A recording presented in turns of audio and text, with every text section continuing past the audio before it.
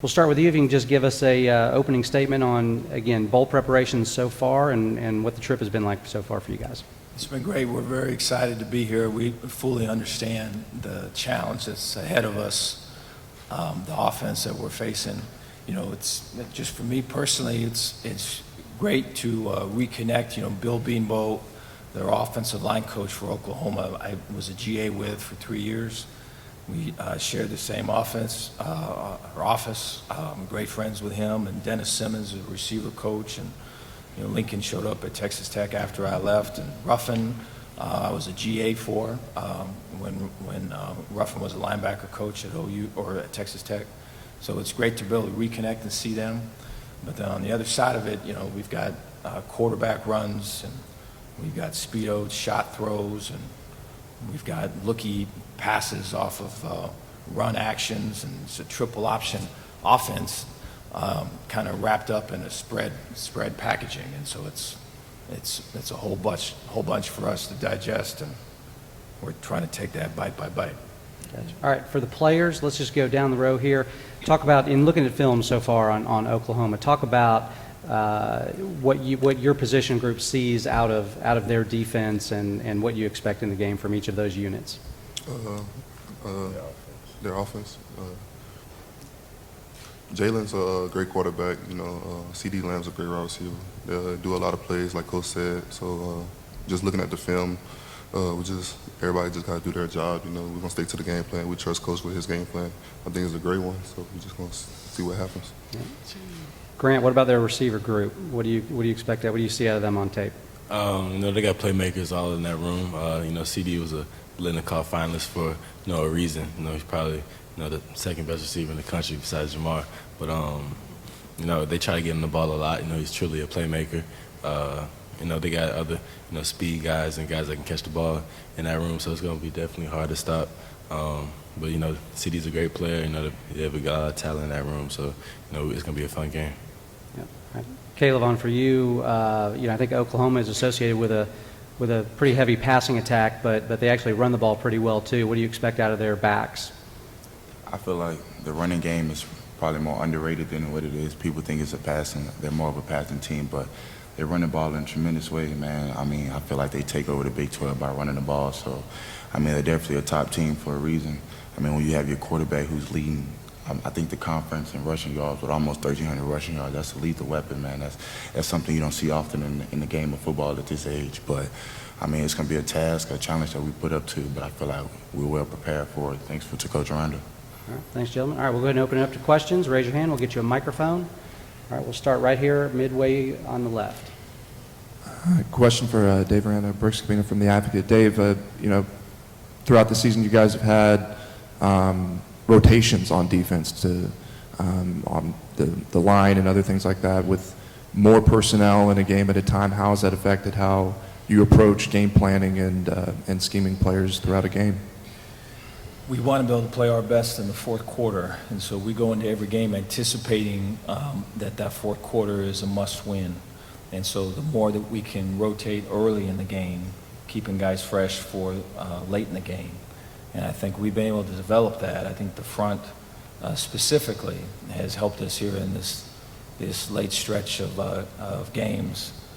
Just the depth that they've got. We don't miss a beat when you know, the ones aren't in there, so to speak. And I think linebacker-wise, I think DB-wise, the emergence of Flott and Maurice Hampton has allowed and freed up other defenders to do different things. And so I think earlier in the year when we didn't have that depth, I thought, you know, a lot of our DBs were covering guys. When we added more DB depth, we added the ability for DBs to blitz and do different stuff, and that's what we've been doing lately.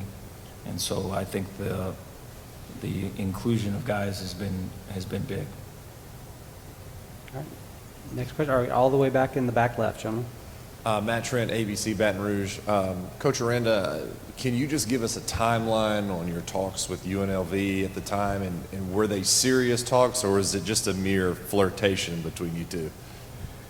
You know, I think we had this discussion earlier with a couple other guys. I think any time that you're presented with an opportunity, I think you for you and for your family, you want to be able to look into it. And I think there's just preliminary talks, and it was nothing more than that. I feel like that program is in a great situation. I think the AD there and the people associated there are going to be on great tracks. I wish them well. All right, over here on the far right. Coach, would you say that Hurts is the best scrambler, I guess, since the Ole Miss quarterback Plumlee? And what did you take away from, the second half of that game, how you played defensively and the concerns you would have guarding Hurts in this game? I think when I would say yes. I think they're different. There's a different style of runner. I think Hurts likes to put his foot in the ground quite a bit, where I think Plumlee's more of a straight line guy, where I think Hurts will try to set you up and then cut it back on you.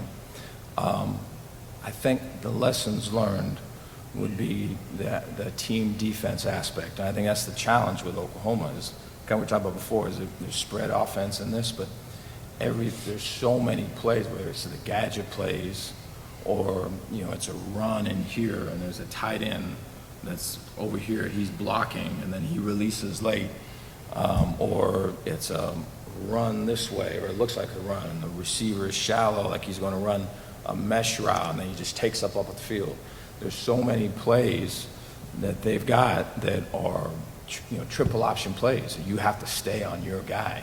You've got to be able to have your eyes in the right spot. And so I feel like the mistake that I made in the Ole Miss game was when we had a breakdown here or a breakdown there, I didn't pull everybody to the side and get them together and say, hey, this is what happened. This is where it went wrong.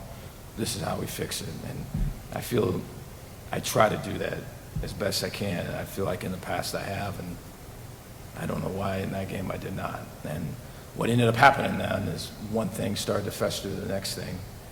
So the outside guy is going to try to make plays inside, and the inside guy is going to try to make plays outside, and we're missing guys now. The math doesn't add up. And so Oklahoma will put you in that situation in a fast way. And so we're going to collectively play team defense. As adjustments come up, we're going to have to make those adjustments as a team. All right. Right here, second row on the left. Dave, in your history of coaching, have you been part of a staff where the offense, I guess, maybe didn't perform on this level, but leads the NCAA in scoring, and they score pretty quickly, averaging like 2 minutes a drive? What challenges does that present a defensive coordinator, and is there even a learning curve even for someone like you to kind of catching up to that as the season goes on? Well, I think, what I'm proud of with this group is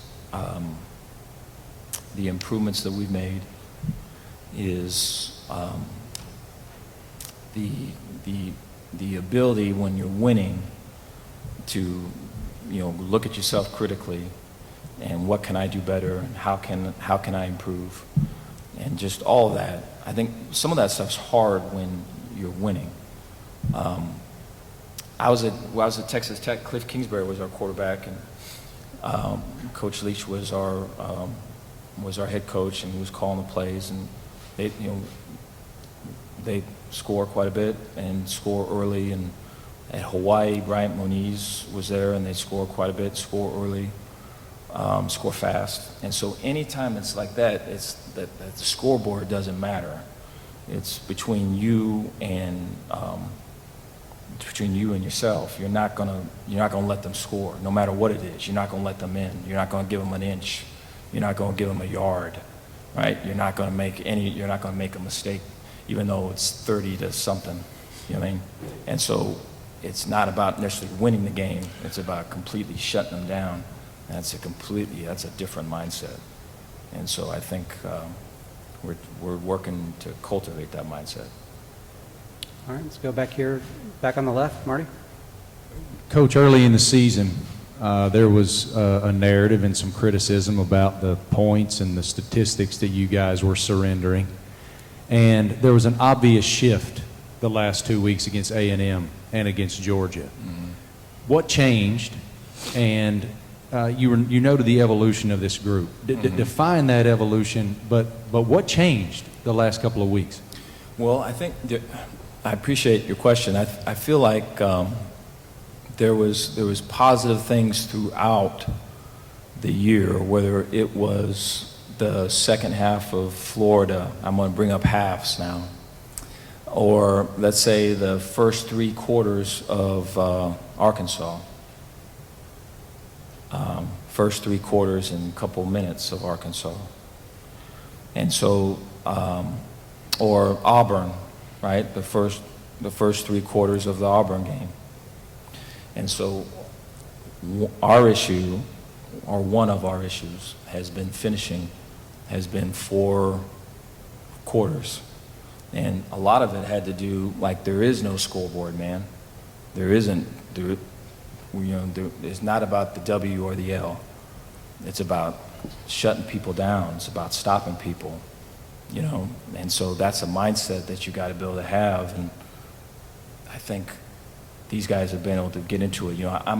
I'll stand at the 20 after our offense scores, and we're waiting. That's where we're anticipating we're going to start as the kickoff and that, and as the defense comes up, walks over, jogs over, runs over, I can tell by the look in their eye that this is going to be 3 and out.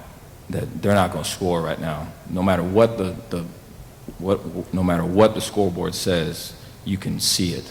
Just as a coach, you can see it. And I imagine, the fans with their rightful criticism, I imagine they could see it too, good and bad. And so I think we've got it to where we want it to be, and we're working to get it better. All right, next question. All right here, row 2. Hey, Amos Morale from WWL Radio. Patrick and Grant, Stingley was practicing with you guys last year for the bowl game. I'm wondering, what did you guys see from him then, and did you expect him to have the impact he's had this season? Derek was very mature for his age when he came in. He was different. He didn't really talk a lot. I guess him not knowing a lot of us, but he really haven't asked any questions when he came in. He just came in, went to work, and you could see it in his eyes that he was hungry, going against our best wide receivers at the time. And it translates to this year. He's doing the same thing that he did when he came in. So I'm just very proud of that kid, and hope that we can keep playing again. Grant? He came in last year. He was mature behind his age. He's a great player. He surprised a lot of us when he came in, just the amount of plays he was making. I think he's proved himself throughout this year. Georgia was trying him a lot, 2 weeks ago. I think he's trying to kind of prove himself in the SEC now, and I think it's time for him to do it on the bigger stage. We got all confidence in him. All right, other questions? All right, let's go right here, row 2. K'Lavon, at the beginning of the season, I guess throughout the season, there's been times where starters have been injured, but now it seems the past couple of games, you've had everybody at full strength. How noticeable is the difference when you guys are all out there together versus, when you're having to play with some backups at times? I feel that's more of a confidence within the unit when especially when I feel like a defensive line, the interior, they know that by having me on the outside, they know they can trust me, and I'm going to do my job regardless of what the case may be. In the inside, I trust the guys, the starters on the inside, that I know they're going to do their job regardless of what the case may be.